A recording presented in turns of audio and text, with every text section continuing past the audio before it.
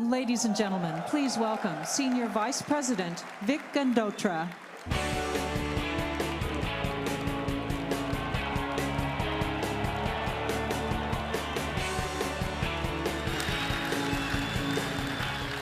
Well, good morning and hello.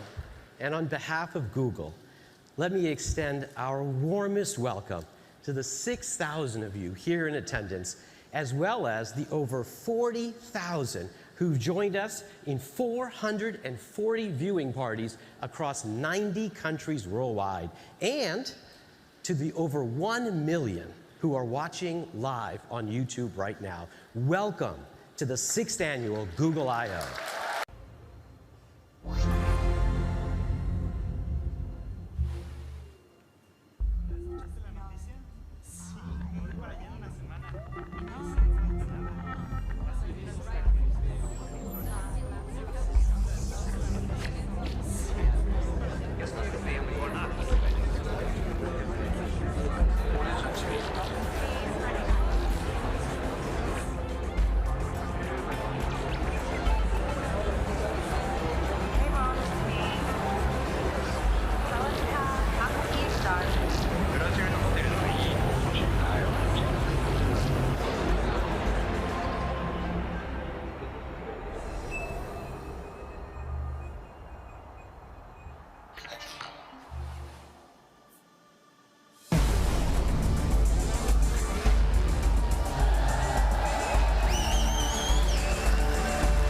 And today we're announcing a new family of APIs built specifically for game developers. We call it Google Play Game Services. So let's talk about that. The first new Google Play Game Services API is Cloud Save. Cloud Save enables you to save user data across devices like player progression and game state. So if a player finishes playing level 1 on his phone, for example, he can then pick up his Android tablet and start playing right away from level 2. Thank you. Next are APIs for achievements and leaderboards. Achievements are virtual trophy walls that make it really easy for you to increase engagement inside of your games.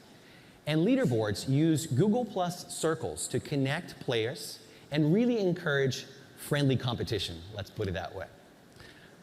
So here we are in the world, in the game called The World of Goo. And from within the game, my friend Jay can launch into a leaderboard and see how he ranks against other players. So here in the public leaderboards, you can see that he's actually not very highly ranked. You can't even find him. That's the public leaderboard, but that's okay, because he's number 2 amongst his friends on Google+, which looks pretty cool, until, of course, you see who's number 1.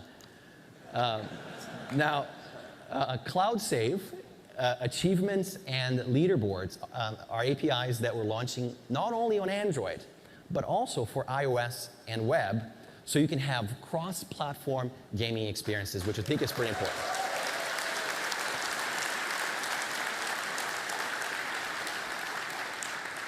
Now here's where it gets really exciting. The next Google Play Game Services API that we're announcing today is a comprehensive multiplayer service for matching players and engage them in head-to-head competition.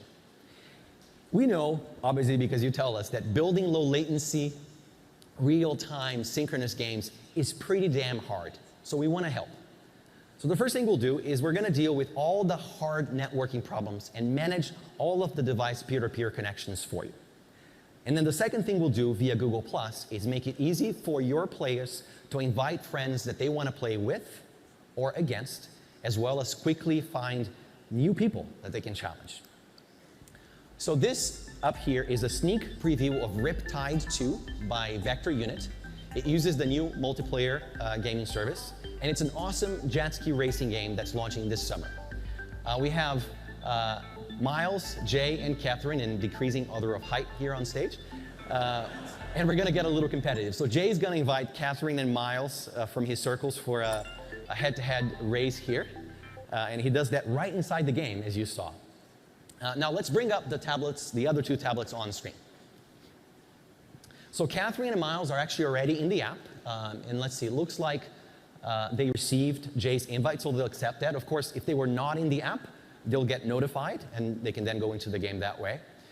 As the game gets started, the peer-to-peer mesh is going to be set up by the Play Game server, and hopefully in a second here, we'll start playing.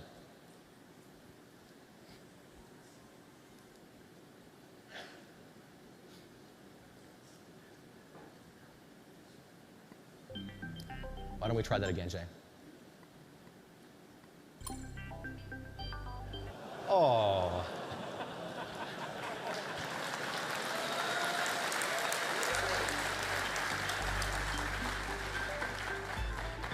Okay, I think we're good now.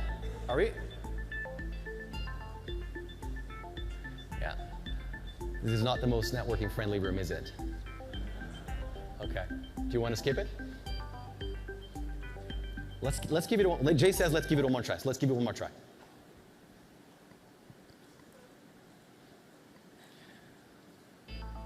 Three geeks, 3 jet skis, a bunch of Play Games APIs. What could possibly go wrong?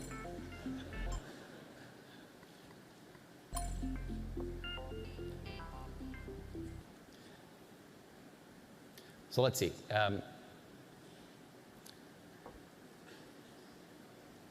Maybe we'll just skip that, Jay. Oh, there you go. I think we're good now.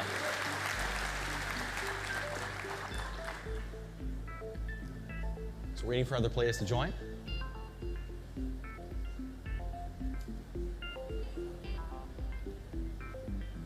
you want to at least show off your skills as maybe a single player?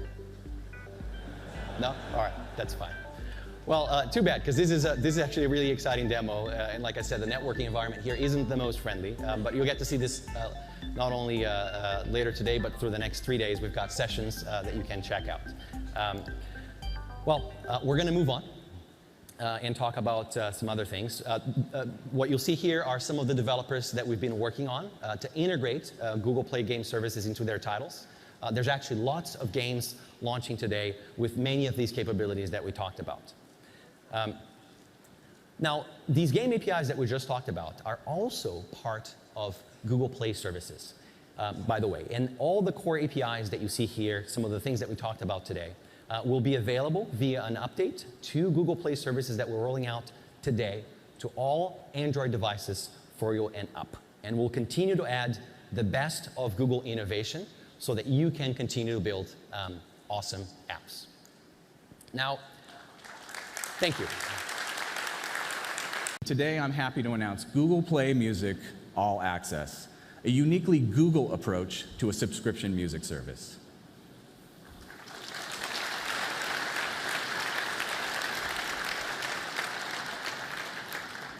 Why don't we show it to him, Jay? Let's pop it up on the phone. All Access starts with Explore. It's the guided way for you to browse an entire collection of millions of tracks. And from the moment you enter Explore, we provide personalized recommendations based on your listening preferences. So here's some of my personalized recommendations. We also have a section that we can swipe over to that shows featured content, top albums and songs, as well as playlists from our staff of music experts. That's always fresh. But if you want to guide our assistants, we can swipe over and look into specific genres. So we have 22 top-level genres with more to drill into. And why don't we pick Alt Indie and go in there and show them what it looks like. So once we're in here, you see expert-powered recommendations here, playlists that are curated by our music editors, as well as top albums from the genre and key albums that define the genre. But like everything in All Access, anything you see, you can immediately start playing. So Jay's picked a track for us here. So far so good, but here's where the magic starts, because anything that I'm listening to in All Access, I can instantly turn into a radio station. So Jay hits Start Radio, the song keeps playing, but in the background, All Access has made us a never-ending mix of related tracks. Now, if we're curious about what's coming up, we can swipe to take a little peek ahead. But more importantly, we can tap on the playlist icon and see in detail everything that's coming up and tailor it to our needs. So if there's something there we don't want to hear, swipe it away. Swipe it away.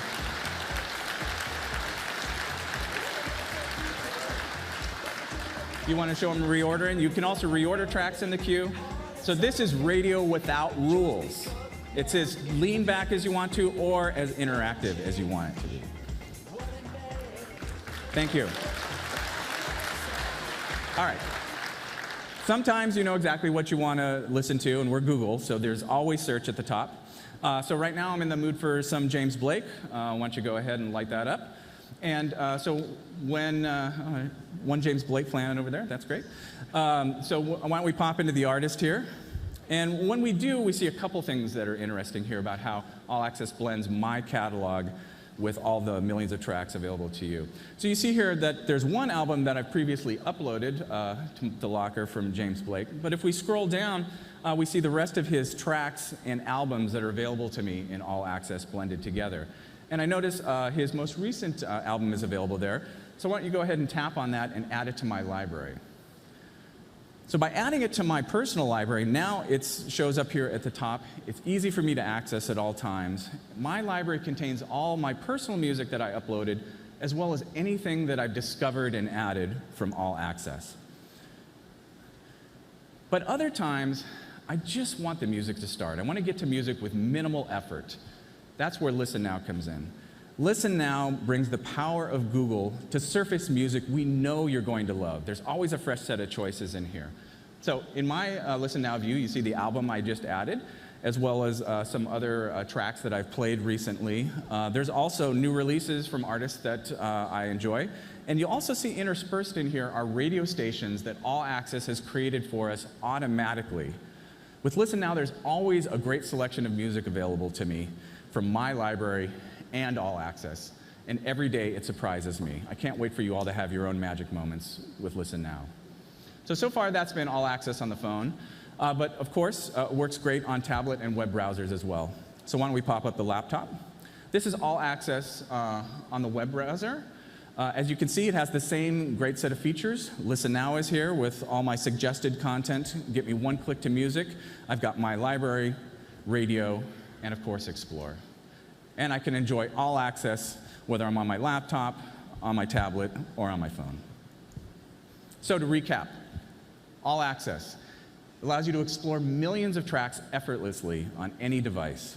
Radio without rules. It's completely interactive if you so choose. Google-powered recommendations and one-click access to your music from Listen Now. And of course, the best of both worlds, your personal library blended with ours. That's All Access. Now, there's a lot more I could show you, but really, I want you all to try it yourself. So let's talk about how you can get it. All Access is priced at $9.99 a month in the US, but we're also giving everyone a 30-day free trial.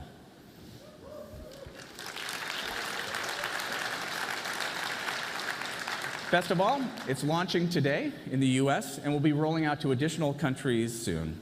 And if you start a trial by June 30th, you'll pay only $7.99 a month.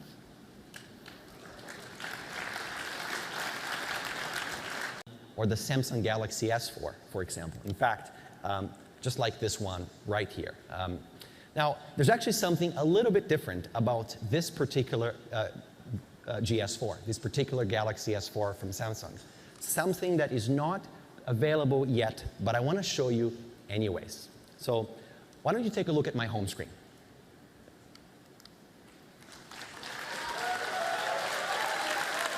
So that's my home screen. I've got my Google Apps here in my Google folder. If you scroll to the left, that's my music widget, my calendar on the other screen. Go into notifications, a pretty clean notification shade, and quick settings also right at your fingertips. I'm pretty sure you guys are getting this, right? Yeah, what you're seeing here is real. This is a Samsung Galaxy S4 running Android 4.2 Jelly Bean with the same software experience that we ship on our Nexus devices. It's Google's take on Android, and it feels really awesome on the Galaxy S4. In fact, this version of the Samsung Galaxy S4 will be available directly through Google Play in the US. We're selling an unlocked model that works on both AT&T and T-Mobile with LTE support. 16 gigabytes of memory, expandable with an SD card, of course. And also, it is bootloader unlocked. I knew you'd like that. And it will receive system updates promptly with every Android platform update. So we're introducing today a new application, Hangouts. And we think we've built a product that is about conversations that last with people that you love. Let me show you the product. Now, as Matt goes to the demo here, the first thing you'll notice on Matt's Android phone is the new icon, a standalone app. And Matt will go ahead and click on Hangouts and open up the application. Now, you're looking here at a list of conversations, not contacts. Some of those conversations are one-on-one. Some of those conversations are group conversations. But the primary pivot, the focus, is on those conversations. Now, if Matt wants to get to his contacts, maybe he wants to add someone, it's one tap away. You can see Google will rank the important people that he normally talks to and make that easily available for either a message or a video call. But let's go back to the conversations. There's several attributes about these conversations that I want to talk about. The first is my favorite, and that is these conversations can be long-lasting.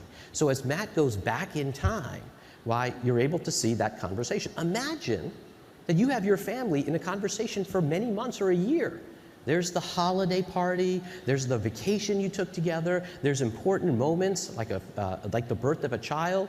All those things are stored with you, even as you change devices in those long-running conversations. Of course we give you the ability to turn off history. Of course we give you the ability to delete those things. But having the ability to save those conversations is, I think, delightful and amazing. Another aspect is that the conversations are rich and alive. Your photos are stored in albums. This is amazing. This baby's not even 3 months old and he's already learned how to face palm, okay? But all the images that you've shared as a family are all right there. In addition to beautiful images that are easily stored and saved, the conversation feels alive. Look at the bottom. You can there see, as people join, they show up. As they're typing, they animate out. You can see exactly where someone has read to. It really feels like you're in the same room together, and we think that's delightful. By the way, you're looking at it on the web, you're looking at it on Android, and you're looking at it on iOS, all available today.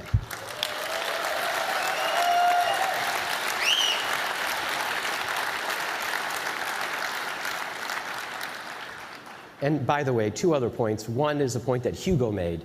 I think you're going to love how the notifications are all synced. So if you wipe a notification from the desktop or on Android, it'll go away on another device. It's beautiful. I think you'll like that. But my favorite feature, sorry about that, let's go back to the demo. One other feature I didn't talk about that was pretty critical, which is at Google, we've always believed that the best way to do real-time communications is face-to-face-to-face.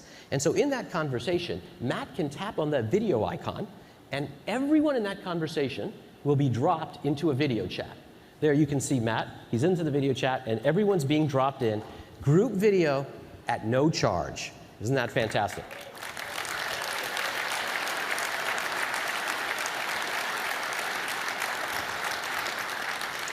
Okay, let's go back to the slides.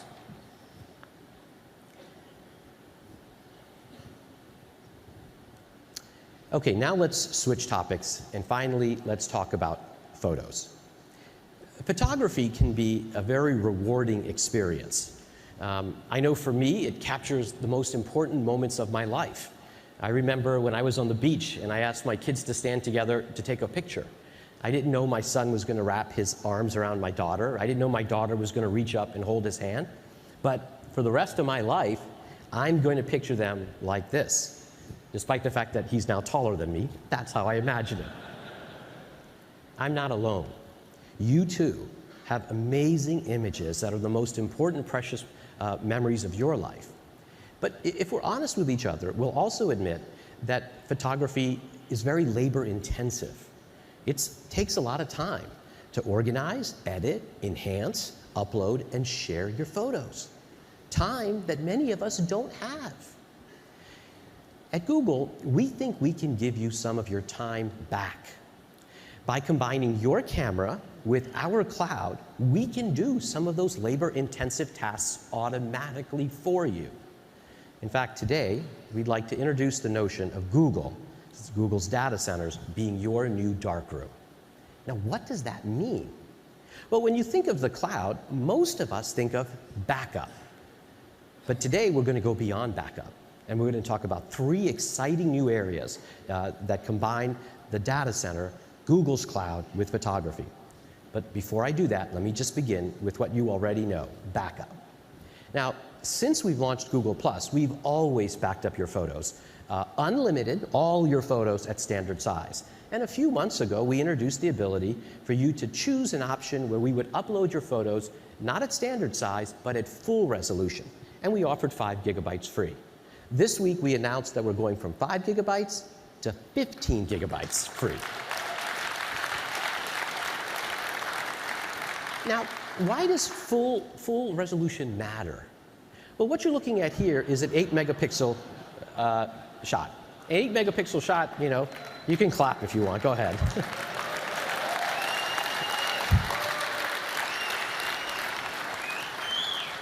I love it when you clap, and I haven't even made the point on the slide. It's great. But I think you get it. You know, 8 megapixels is pretty common. Some cell phones, like the Galaxy S4, go up to 13 megapixels. And when you have an important image, you don't want 619 pixels, or 1024, or 2048. You want all the pixels, because some memories are not meant to be downsized. And we give you that ability on Google+. Let's move on. Now let's talk about highlight. What you're looking at is 686 of my vacation photos from my trip to New Zealand. Now, there's some beautiful images in there, images I want to share, but I don't have time to pick them out because my vacation is over, okay? Now, I suspect you've been in the same boat. You know, it takes time to do all this stuff. Google can pick the best pictures for you. We can go from these 686 pictures to these. It's remarkably accurate. Now, go ahead, you can clap. Some of you must be saying, how did Google know those were the best? Let me tell you. We do lots of things to choose the best. Some of the things that we do is we look for images that are blurry, and they're not going to make the highlights. We look for images that are duplicates. I took 4 images of the same mountain. We'll pick one. We look for images that are not the greatest exposure, and they're unlikely to make your highlights. Or we even do amazing things, like we recognize the Eiffel Tower. We can recognize in your images if you're at an important landmark. In this case, this is a beautiful shot of Queenstown, and we boost that image so that it's more likely to make the highlights. We also analyze to see if there are people there. Are the people happy? Are they smiling? Might make the highlights. Our machine learning algorithms have also been trained by literally hundreds of human raters, so that the machine learning algorithms have now begun to account for aesthetics, for human taste. What do people find beautiful? And we're able to boost that image. And then my favorite is affinity. We recognize who's important to you, who's in your family circle, and we apply appropriate social boosts so that your wife and your children are in the highlights. It's absolutely amazing. We think you're going to love it, and it's going to save you time.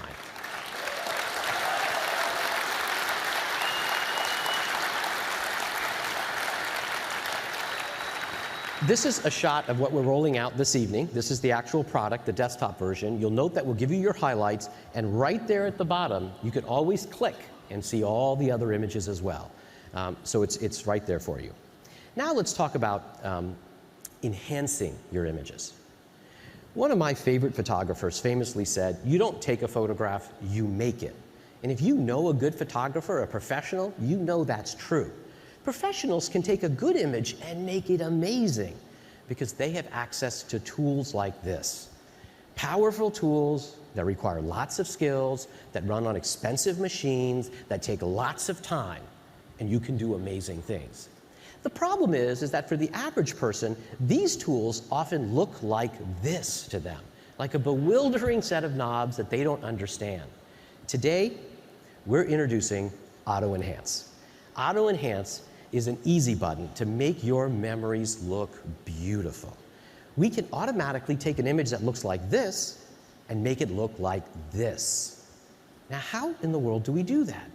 Well, we're going to show you some of the things that we do. Things like tonal distribution, skin softening, noise reduction, structure, vignetting, red eye reduction, so much that we do. And we don't have time in this keynote to show you all of them, but we're going to highlight a few. Let's begin with tonal distribution.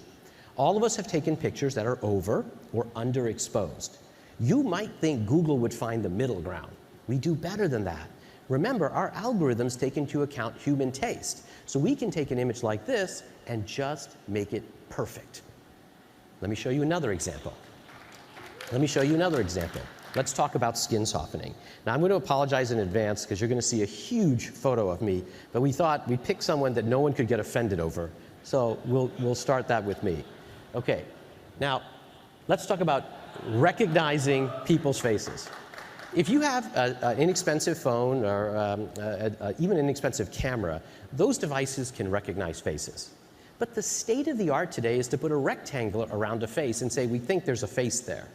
We've had several breakthroughs at Google where we're now able to deeply recognize the human face and skin. We can tease apart exactly where is the hairline. What are the eyes, the teeth? Is the person wearing jewelry? Do they have glasses on? And we can separate all that out. That breakthrough means that when we do the other effects, things like structure, the tonal enhancement, why we can do something different on the clouds, the water, the mountains, and we can treat the human face completely separately, like a professional would in a tool. Now, let's talk about one of those effects. Let's talk about skin softening. Now, how many of you like your passport or your driver's license photos? No one does. Well, why not? Because photographs often exaggerate our flaws. In real life, when you look at me or your friends, you don't see every one of their flaws. But in a picture, you see all of them. In fact, we're going to make it worse. Let's zoom in on this picture a little bit. Like I said, I used my own so I wouldn't offend anyone else. Wrinkles, right? But chances are when you're talking to me, you don't stare at them. Watch what happens when we apply skin softening. Just gently tone down. Let's zoom all the way out. That's the original image. That's with skin softening enhancements. Just gently and beautifully enhanced. We think you're going to love it when we apply this across your photographs. Let's talk about noise reduction. Maybe you've taken a picture in low light, particularly with a cell phone. You get grain, noise on your image. Look at the sky in this photograph. Well, our noise reduction filters can automatically take something that looks like this and make it look like that. Pretty amazing. Let's talk about structure. Here's a picture that I took when I was in New Zealand. I remember that image having more life. It was more vivid. Well, what happened? Well, the camera palette balanced everything out so it became flat. A professional would go into a tool and they would add a lot more structure to the sky. We can do that automatically. And so we can take an image that looks like this and auto-enhance it to look like that. Okay? There's obviously lots more that we don't have time to talk about, but we are going to bring up a special tool, a debugging tool. And we're going to tease apart some of these effects and show you how they layer on to make an image awesome. So here's an image, untouched, out of the camera, and we're going to start layering on these enhancements. Let's begin with tonal enhancement. Okay? Let's add some skin softening. Before and after on the skin softening. Now let's add some structure for the clouds. Let's add a vignette to emphasize the human face. And let's go before and then auto-enhanced by Google. Pretty amazing, isn't it? One more example. A beautiful landscape photograph of Queenstown that I took. I think it's pretty great. Let's see what Google can do. Once again, tonal enhancement. Doesn't need any skin softening here. Structure, a little bit around the edges, darken the edges. Look at the original, and what Google did. Amazing. All you have to do is upload your images, and we will apply all of this for you on all of your photographs while still giving you control. This is an actual picture or an actual shot of the product itself that's rolling out this afternoon. If you mouse over any photograph that's yours, well, I will show you that enhanced icon. And when Matt clicks on that enhanced icon, we'll go back to the original, and if you let go, you'll see the enhancement. And if you want, you can click under the More menu, and you can always turn this on or off, either globally or on an individual photograph. So we think this is amazing, and it's going to save you lots of time. Let's continue on. We've talked about backup. We've talked about enhancing, highlighting your photos and enhancing your photos. Now let's talk about awesome. Auto Awesome creates a new image from one that did not exist. Let me give you an example. We have lots of these. Let me give you an example. We recognize that you've taken several pictures in burst mode or taken around the same time together. We will automatically gift to you in your album something that looks like this.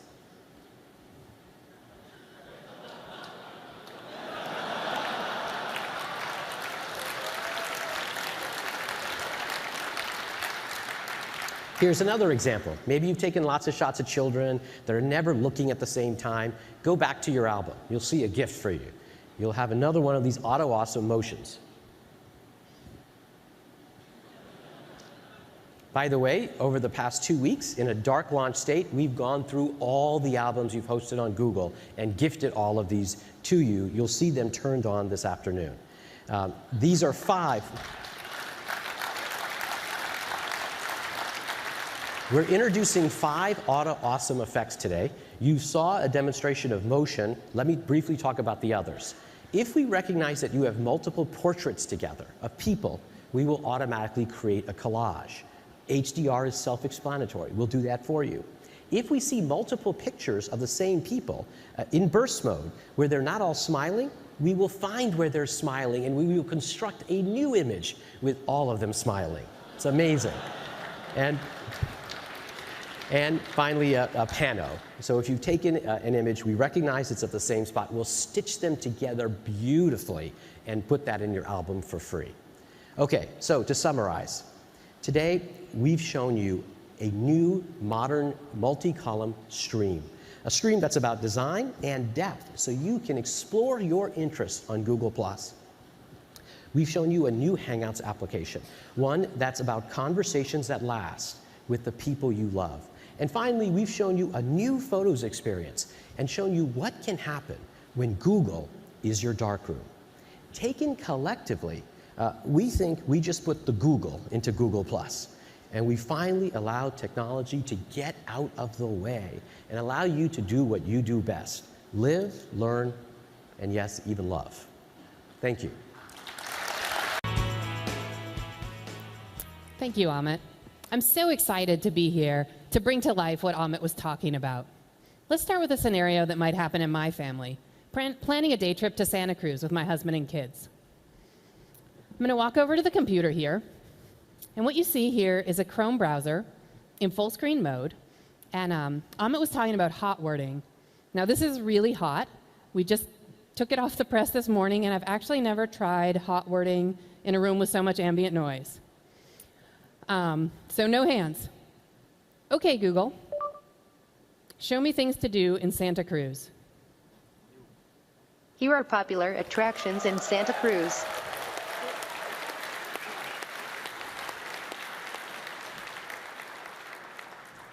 What you see here is coming from our knowledge graph. The knowledge graph knows that Santa Cruz is a place and that this list of places are related to Santa Cruz.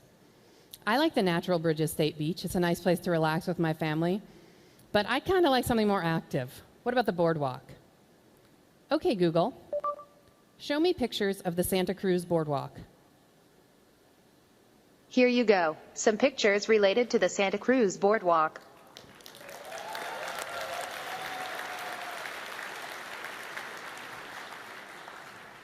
Nice. I love a wooden roller coaster, so does my husband. It'd be nice to see if our kids like it too. The only question is, will the drive be too long? Okay, Google, how far is it from here? The drive from your location to Santa Cruz Beach Boardwalk is 73.9 miles.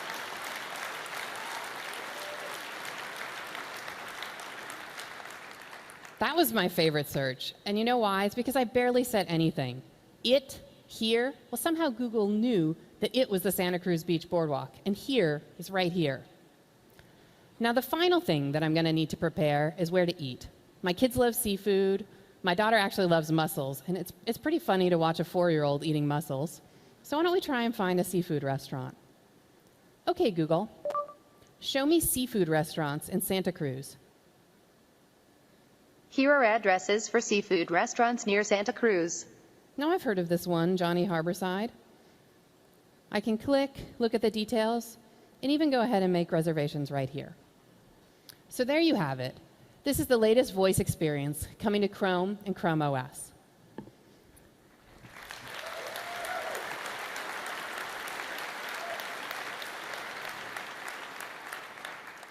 Now let's fast forward to my trip to Santa Cruz. Here I am enjoying the beautiful weather with my kids. We're going on the kiddie rides.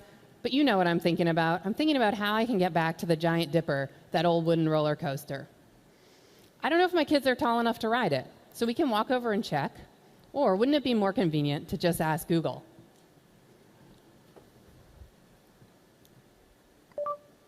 How tall do you have to be to ride the Giant Dipper?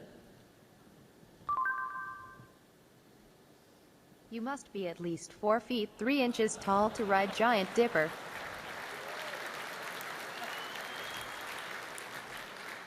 Nice. Looks like my son can go on. My daughter's too short, so my husband's going to have to wait this one out. So the next thing I'm going to have to check is, will I have enough time to get to the Giant Dipper and get back in time for my reservation? Now, Google Now anticipates my information needs. So when I swipe up into Google Now, I see the reservation right here.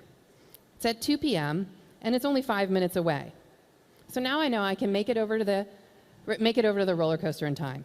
And when I come back, I can click on this navigate link and get turn-by-turn directions right to the restaurant. So now let's fast forward again. I've ridden the roller coaster, I'm in the restaurant, we're eating our mussels, and my husband and my conversation turns to an upcoming business trip I have to New York this week. Usually, on Wednesdays, I take my daughter to school. But I'm not sure if this Wednesday I'm going to have enough time to get her to school and then make it to the airport to get my flight. I don't quite remember when my flight is. So wouldn't it be great to just ask Google? When does my flight leave? Delta Airlines Flight 1940 from SFO to JFK leaves at 11:30 a.m. on May 22nd.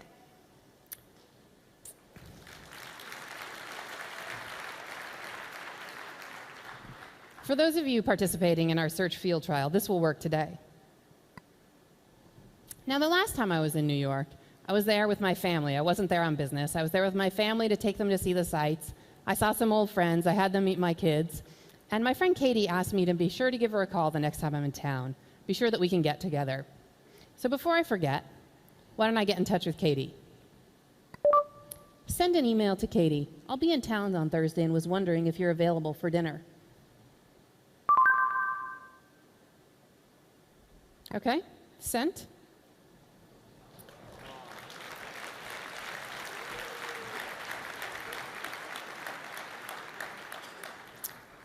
Now, Katie's a bit forgetful, so I want to make sure to give her a call right when I get to town.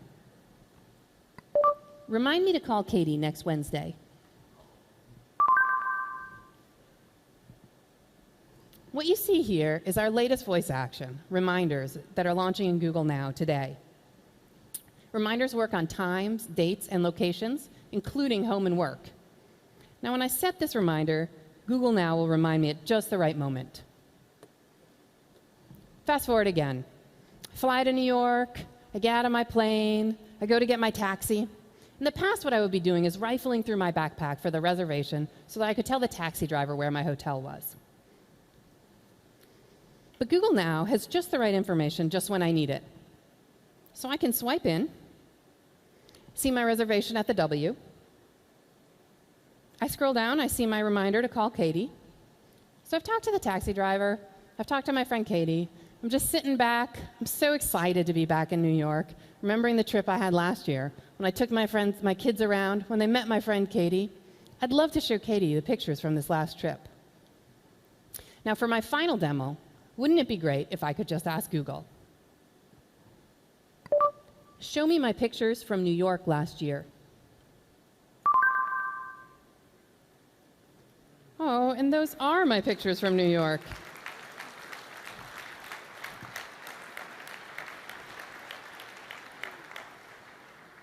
And there's Katie reading a book to my kids.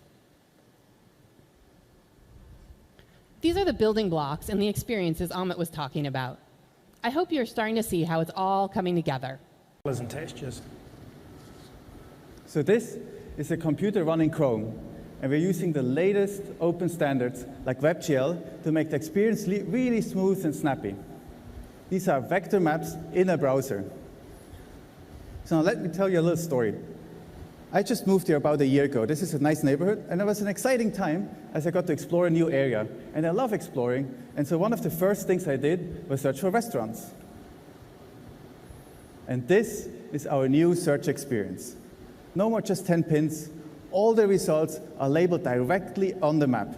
This makes exploring really fast and easy. And the top results, they come with a useful description that gives you a flavor of the place, so you can make decisions very quickly. No need for cross-referencing. Everything is right there on the map. The map is the user interface. Now, of course, there's this other way how you can find restaurants. You can ask your friends. And now you can do that directly in the new Google Maps. We added a filter. And now you see those search results are all the sushi places that my friends have reviewed. Like Kichi here, that my friend Stephanie likes. And these are our new cards. They summarize everything that is important about this place. But earlier I was talking about imagery, and you see those 3 photos, and I love this part. Let's take a closer look.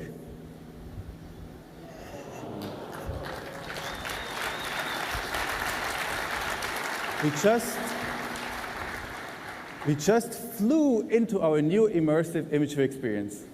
And it actually looks like a great place. I might go there tonight. Let's head back out, clear the search. So earlier I was saying this map is built for you. Let me show you how that works. So I've been living in this area for about a year now, and I've done many, many searches. I've reviewed places, starred places, and I made great new friends. And my map got better and better. The places you see on this map, they are my landmarks. Like Francis here, that's one of the first places I went to. It's a great restaurant, I love it, and I keep going back. So it's very important to me. And just the other day, someone told me about a bike shop and said, it's right next to Francis. And I knew exactly where it is. It is a landmark for me. And that's why it's on my map. But it's a fairly small place. So it might not be on Jonah's map. It might not be on your map. But it's a landmark for me. And so it's on my map. And when you are logged in, you get your map. And we'll highlight everything that is important to you. Now, it's not just about all the places that I already know. A good friend of mine is in town for I/O, and I thought we could try a new restaurant. And my map is going to help me with just that. See these places here? They are recommendations. Like Bar Tartine shows up because it's similar to Francis, and I liked Francis, so it's a recommendation for me. And Foreign Cinema shows up because my friend Anita likes it. So these two look like great options. And this is how Google Maps helps you discover new places without even having to search. So this is how we can build a map for you, using the same data as Google Now, so it will get better and better the more you use it.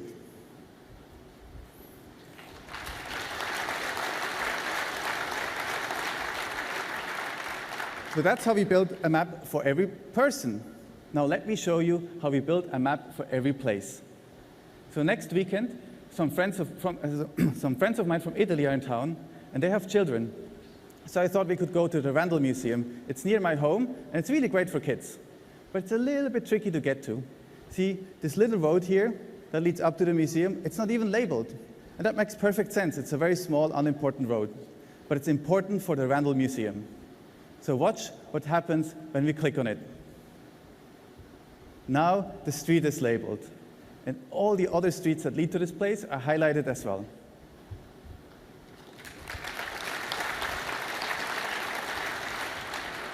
Let's have another look. Before, a regular map. And after, the roads are highlighted and labeled. This map makes it so much easier to understand how to get to this place. So we can build a unique map for every place on every click. Isn't that amazing?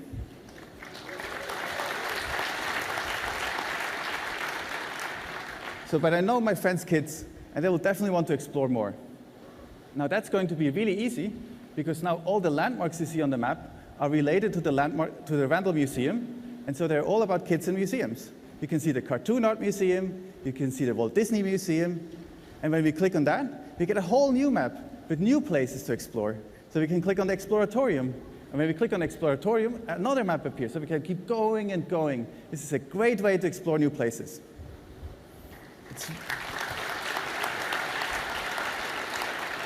It's really easy, just clicking and clicking. So it's simple and powerful.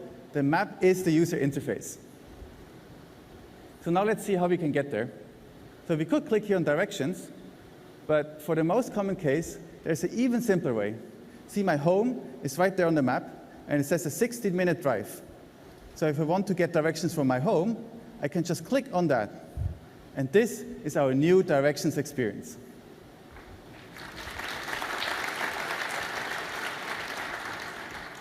A great new thing is that we directly compare driving with public transit on the map. And that's going to be really useful because this weekend we won't have a car. And we wanted to make public transit much, much, much smarter. Before, we showed you the next 3 departures. But now we are going to look at every departure, every second for the entire next week, and summarize that for you. So you can see here that you can take any of these lines, and they run every 3 minutes. So that makes taking public transit so much easier.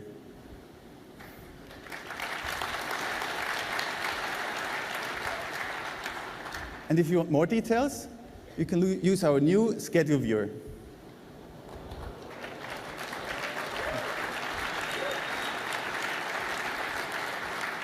So the kids, they don't want to walk too much, so I'm looking for a trip that has less walking and less transfers, even if it takes a bit longer. And here that looks like a great one. Thanks. So this is the future of getting directions.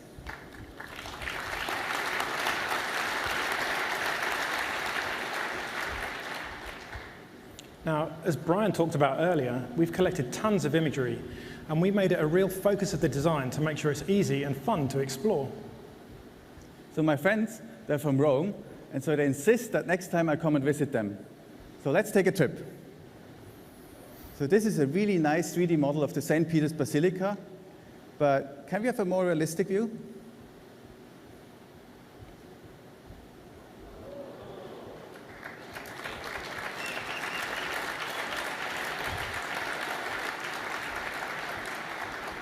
No plugins, no downloads.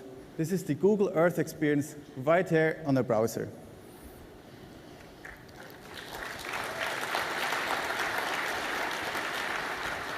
And that's not all. You see this row of images at the bottom? These are other great views of that area. That makes it really easy to explore. And the beauty of this place is really on the inside. So let's go on a tour.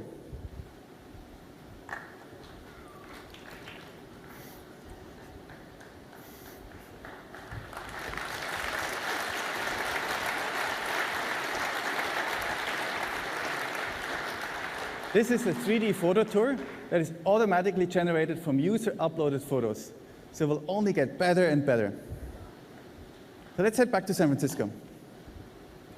So this is the Moscone Center from a skydiver's perspective. But before the keynote started, I came up here on stage, and with the camera app on my Android phone, I took a photosphere and submitted it to Google Maps. And there it is.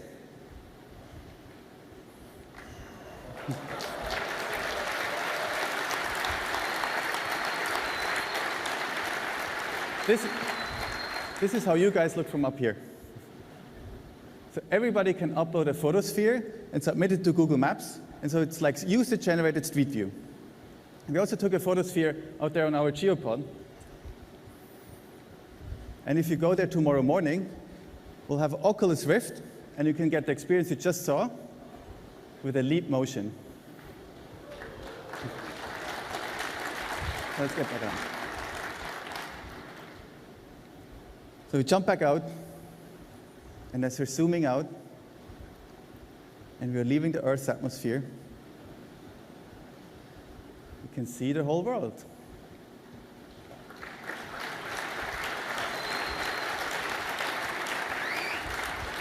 And those clouds, they're real time.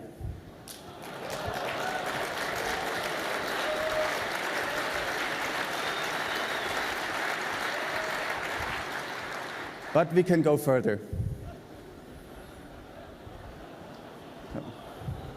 But this is the Earth traveling through space. And you can see the stars in the Milky Way at the right position. And as the sun sets behind the Earth, the night lights come out. And this is the future of Google Maps.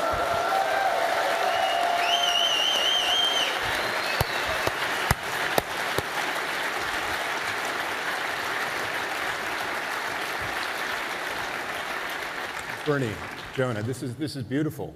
Now, when are we going to get this? How long is it going to take for you to deliver? I don't think these people want to wait. Do you guys want to wait?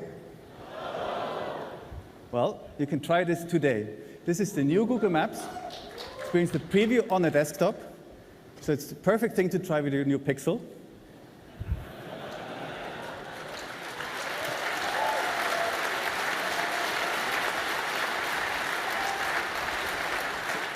So when you pick it up, check your inbox, and you will have an invite. And everybody else, please go to maps.google.com/preview and sign up, and we'll send the first invites tomorrow morning. Thank you very much, Bernie, Jonah, and Daniel.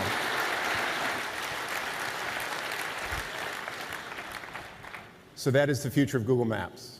Data, APIs, a beautiful new Google Maps for mobile coming in the summer, and a desktop maps coming to you in the room today.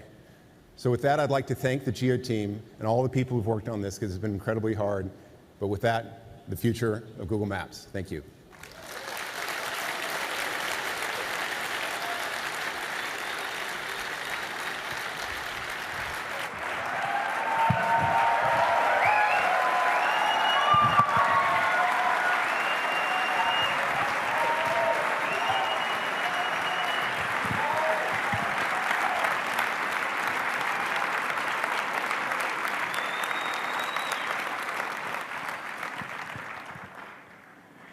It was actually a while ago.